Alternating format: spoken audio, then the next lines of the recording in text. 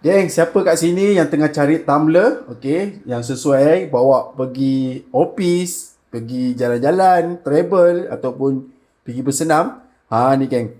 Okey, tumbler daripada Taiso memang terbaik. Okey. Yang bestnya ni stainless steel 340 geng. 340.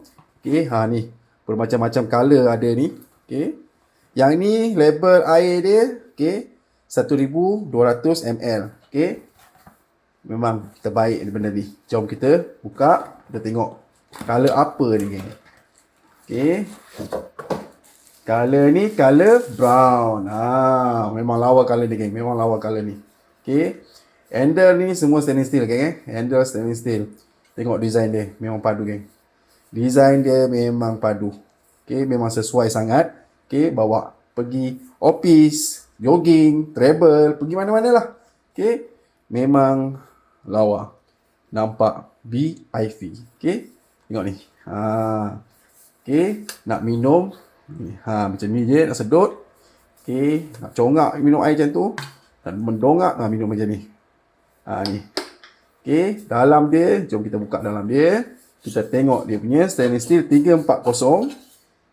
Padu tak padu kat dalam geng. Ha, tengok ni ha. Oh, lawa geng. Okey.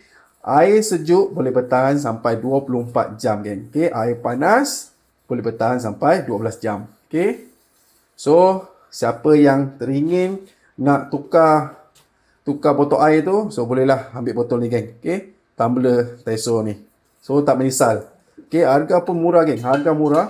Tengah promosi, cek dekat link anda dapat berapa geng. Memang lawa benda ni. Nak bagi hadiah kekasih, nak bagi hadiah kepada bini, memang benda ni memang terbaik. Senyum lebar geng. Benda ni kalau bawa pergi office, semua orang tengok. Tengok cantik kan? So, bolehlah tukar. Okay, botol yang lama tu boleh tukar kepada botol ni. Harga murah je geng. Okay? So, tengok dekat link anda dapat berapa sekarang. Tengah promosi tu.